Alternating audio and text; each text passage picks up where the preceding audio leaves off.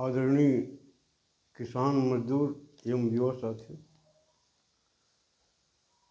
काफ़ी जद्दोजहद के बाद आज हमारे प्रदेश सरकार में 3 नए युवा मंत्री शामिल कर लिए गए। इसके लिए संगठन और प्रदेश सरकार को बहुत बहुत बधाई देता हूँ। लेकिन ये मंत्रिमंडल विस्तार की छत्तीसगढ़ को आवश्यकता नहीं थी मेरे विचार से, और छत्तीसगढ़ की जनता जो चाह रही है, यहाँ पुनर्गठन की आवश्यकता थी। जो पौने 2 साल से भ्रष्टाचार का माहौल बना के रखे हुए हैं, कई लोग अपने क्षेत्र में आतंक मचाए हुए हैं कई प्रकार के। ऐसे लोगों को पता नहीं संगठन के नेताओं ने और सीधे से मुख्यमंत्री जी को बहुत ढेरों शिकायत मिलने के बाद नहीं हटाना बड़ा रहस्यमय लग रहा है। मुझको तो ऐसा लगता है कि इसमें किसी न किसी केंद्र के बड़े एक प्रभावशाली नेता का हाथ है। इसलिए पौने 2 साल से छत्तीसगढ़ की जनता के ऊपर अन्याय, अत्याचार और भ्रष्टाचार का माहौल तैयार करके परेशान किया जा रहा है। गठन के पहले समाचार पत्रों में पढ़ने को मिला कि जाति संतुलन किया जाएगा। उस आधार पे मंत्री लिए जाएंगे।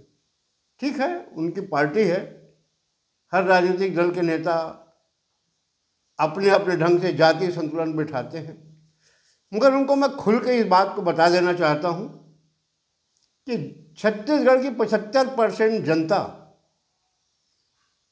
अपने जातिवाद की जो नेता हैं उनसे नाखुश है।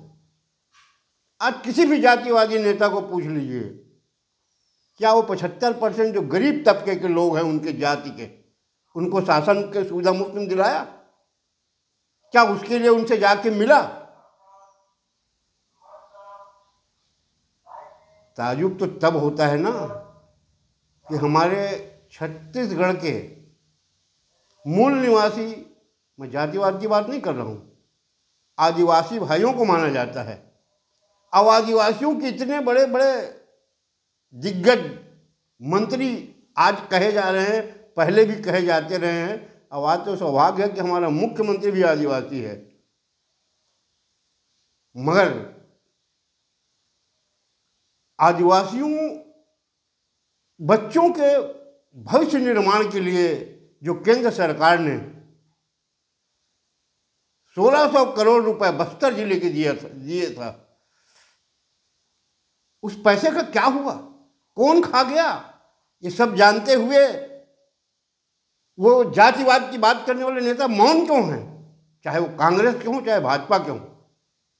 हालांकि गड़बड़ी कांग्रेस शासन में हुई है, मौन भाजपा के हैं। मेरे को लगता है कि वो लता उसेंडी जी हैं जिन्होंने विधानसभा में इस मुद्दे को उठाया था 2024 में। उनको इसीलिए मंत्रिमंडल में नहीं लिया गया, इसलिए कि वो भ्रष्टाचार के खिलाफ बात करती है। देख रहे हैं हम, समझ में आ रहा है।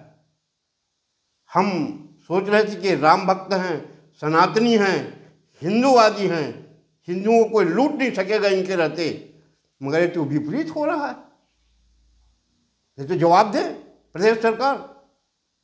1600 करोड़ का जो घपला हुआ है छात्रों के आवास के लिए, आश्रम के लिए, वैसे बहुत से लोग हैं हर विभाग में, मेरे से ज़्यादा सरकार में बैठे लोग जानते हैं, उनके अगल बगल रह रहे लोग जानते हैं। छत्तीसगढ़ की जनता अब जातिवाद से ऊब चुकी है। अभी भी जिसको जातिवाद के आधार पर आपने विधानसभा में टिकट दिया है, लोकसभा में दिया है, उनके बारे में सर्वे करा लीजिए कि क्या वो पीड़ित लोगों का, अपने ही जात के ना, दूसरे जात को मत दे, दूसरे जात जैसा भी रहे, वो अपने अपनी जात को क्या महत्व दे रहे हैं? शासन की सुविधा मुफ्त में दिला रहे हैं। क्यों नहीं दिला रहे हैं? उनके पास समय नहीं है। उनको बताओ तो सुनने को तैयार नहीं है। आज मेरे किसान मजदूर साथियों, ये जातिवादी नेताओं को अगले चुनाव में आप जवाब देने की तैयारी करिए। नहीं तो ये जो मठाधीश है ना, हमारे जात की संख्या इतनी, हमारी जात की संख्या इतनी,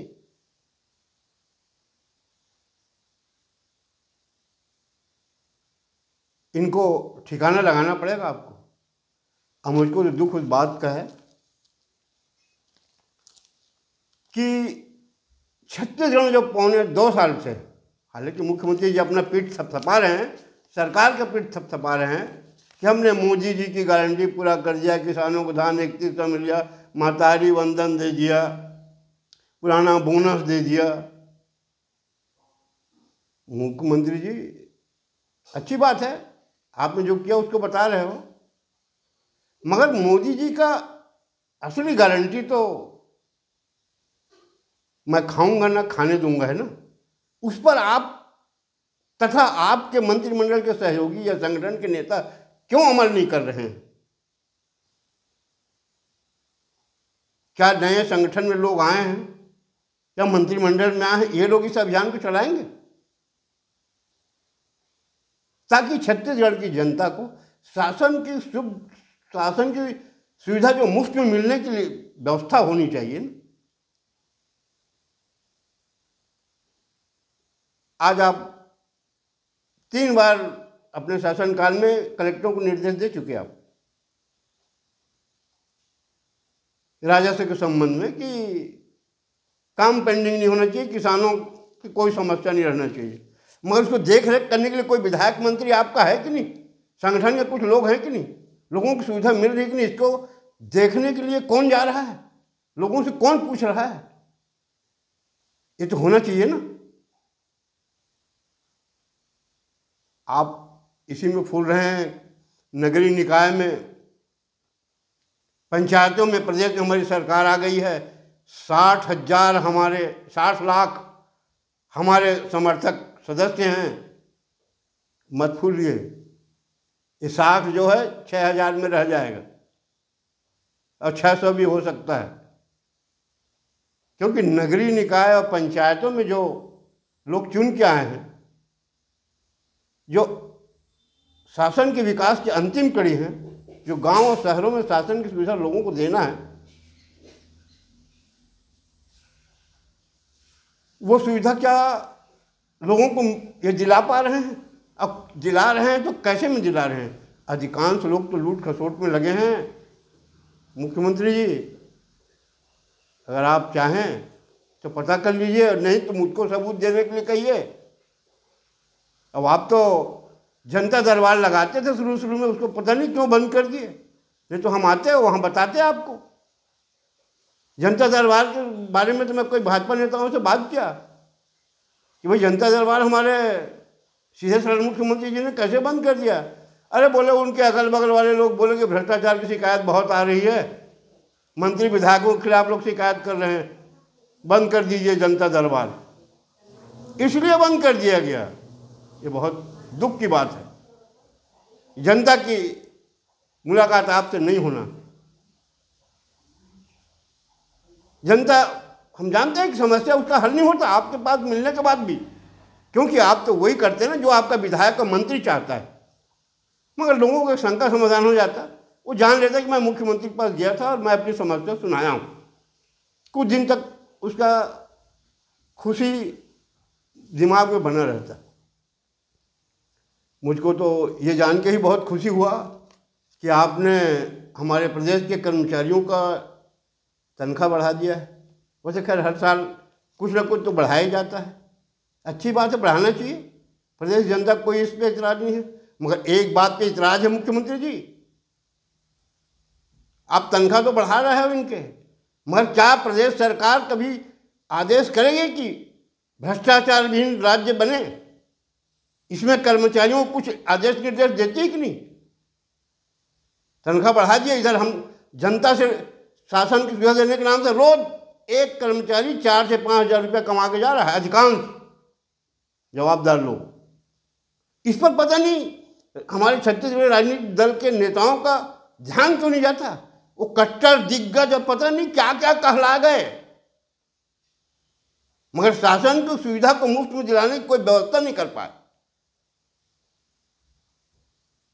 हमारा तो काम है सरकार के सामने अपना दुख दर्द बताना, सरकार माने ना माने उसकी इच्छा है। इतना कह के अपने वाणी विराम देता हूँ। धन्यवाद। जय हिंद।